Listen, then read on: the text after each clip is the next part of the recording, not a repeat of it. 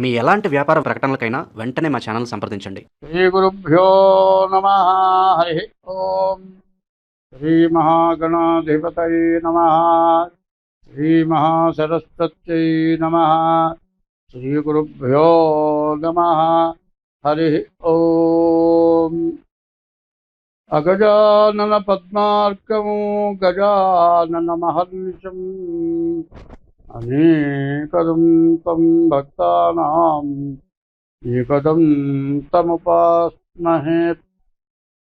వందే శంభుముమాపతిం సురగురుం వందే జగత్కారణం వందే పన్నగభూషణం మృగధరం వందే పశూనాం పతిం వందే సూర్యశశాంకవక్నినయనం వందే ముకుందప్రియం వందే భక్తజనాశ్రయం చ వరదం వందే శివం శంకరం.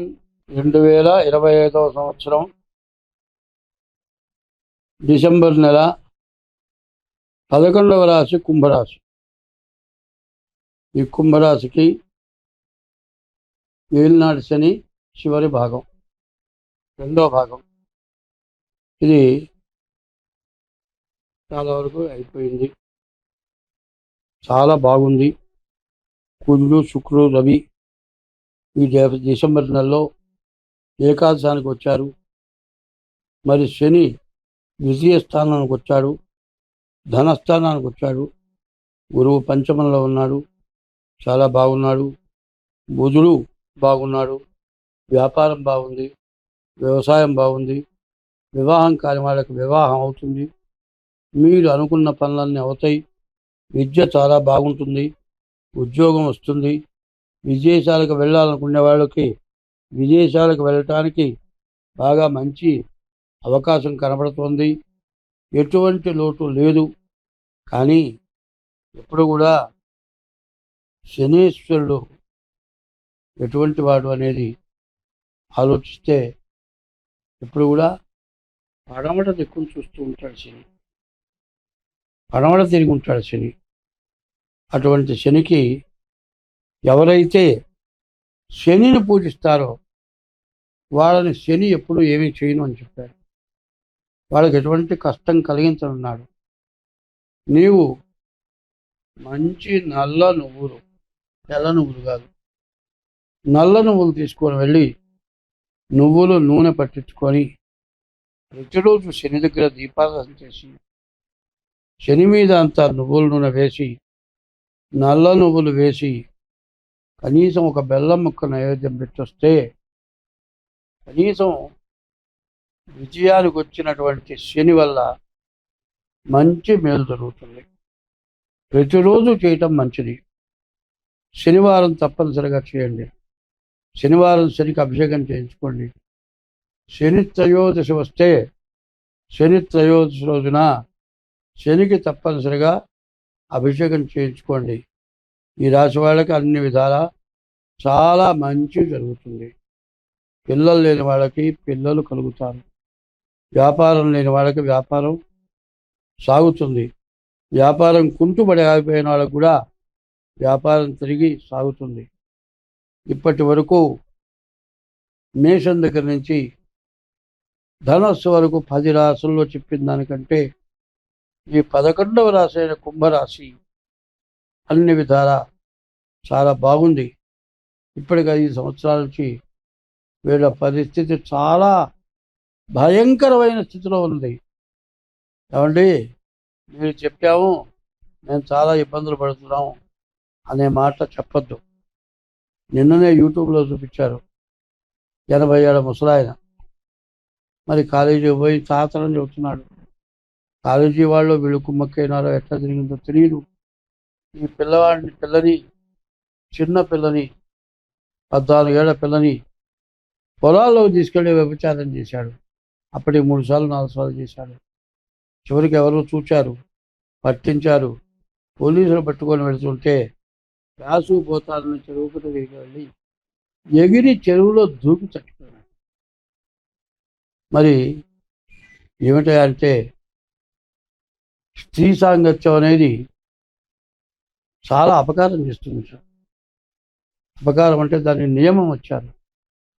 ఇన్ని రోజులకు ఒకసారి స్త్రీని కలవచ్చని. ఇట్లాంటి వాళ్ళకి రోజుకు 10 మంది ఉన్న చాలు.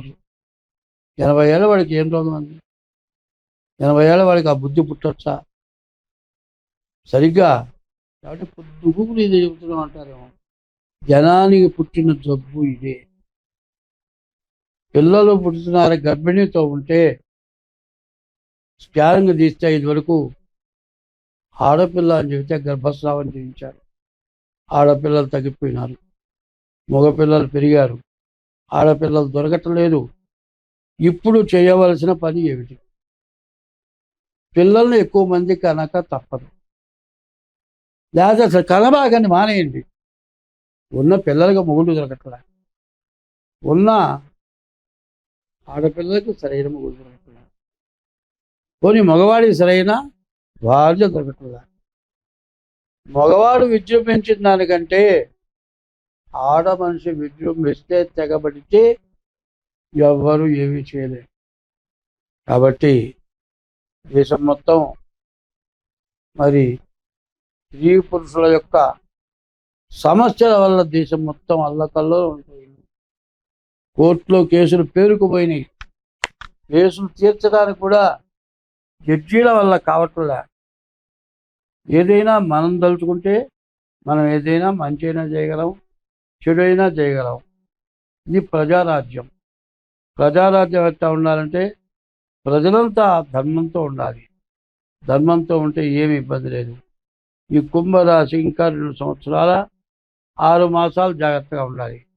బాగుంది కదా అని ఇష్టం వచ్చినట్టు ఖర్చు పెట్టద్దు. ఉన్న ఆస్తులు పోయేవి పోకుండా నిలబడటానికి మంచి సమయం వచ్చింది. కష్టపడతావు, సంపాదిస్తావు, వచ్చినట్టు బాకీలు తెచ్చాలి. ఇంతకుముందు దొరికిన చోటలా నీ ఆస్తి చూసి నీ సంపాదన చూసి అప్పిచ్చారు.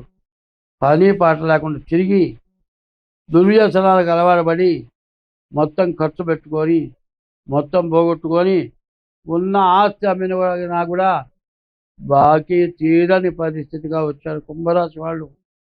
మరి కొంతమంది చేతులారా చేసుకున్నారు, కొంతమందికి గ్రహస్థితి బాగుండక సర్వస్వం కోల్పోయినారు. మరి ఇప్పుడు ఆ పరిస్థితి నుంచి బయటపడటానికి ద్వితీయంలోకి వచ్చిన శని మేలు చేస్తాడు. ఆ మేలును పొందాలి అంటే ఎప్పుడు కూడా చాలా జాగ్రత్తగా ఉండాలి. ఎప్పుడు కూడా పాము వెళుతోంది అంటే పాము ఏం చేస్తుందో చెబుతా. పాము పుట్టలోకి వెళ్తుందండి. శాంతం వెళ్ళిపోయింది అనుకుంటాం, సరిగ్గా చూస్తే కళ్ళు పెట్టి చూస్తూ ఉంటుంది. అంత కాపు కాస్తుంది పాముకి. అంత ఇది నేను ఎవరో చూసా, మా అమ్మాయి గారింట్లోనే నాపరాల సందులోకి వెళ్ళిపోయింది. ఆమె వెళ్ళిపోయింది కదా అంటే ఆ లోపలి తలకాయ పెట్టి చూస్తుంది. దాని జోలికి పోయినావో బండ గదిలిచ్చావో కాటేస్తుంది. అట్లాగే పాపం ఎప్పుడు కూడా పాము లాంటిదని చెప్పారు. పాము ఎంత కాపు కాస్తుందో పాపం కూడా అంత కాపు కాస్తుంది. ఇదివరకు ఇప్పుడు ఈ రాశి వాళ్ళకి, ఈ కుంభరాశి వాళ్ళకి చేసిన పాపం మొత్తం పరిష్కారం అయిపోయింది అనుకుంటున్నా. ఇక నుంచి జాగ్రత్తగా ఉంటే అన్ని విధాలా బాగుంటుంది. ఈ చివరి దశలో కూడా ఒళ్ళు దగ్గర పెట్టుకొని ఉంటే మీరు అన్ని విధాలా బాగుపడతారు, అంతా బాగుంటుంది. మరి మీరు సరిగ్గా బతకాలనుకుంటే దైవాన్ని నమ్మండి, తల్లిదండ్రుల్ని పూజించండి, రోజు మీరు తినేటప్పుడు ఎవరికన్నా అన్నం పెట్టండి. ఇట్లాంటి పనులు చేయటం చేయండి. అన్నదానం చేస్తే ఎన్ని దోషాలైనా పోతాయి. పెట్టే అన్నం అర్ధన్నం పెట్టబాకండి, కడుపు నిండా ఒక మనిషి పెట్టండి. కాదండి, ఏ జీవరాశికైనా కాకులు ఉన్నాయి, కోళ్ళు ఉన్నాయి, పిచ్చుకలు ఉన్నాయి. ఒక్క చార బియ్యం వేస్తే 10 పిచ్చుకలు పెట్టుకుంటాయి. జీవకారుణ్య శాస్త్రం. పెట్టడానికి రకరకాలైన మంచి మార్గాలు ఉన్నాయి. వాటిని అవలంబిస్తే చేసిన పాపాలు పోతాయి, కొత్త పాపాలు చేయకుండా ఉంటే చాలు. స్వస్తి.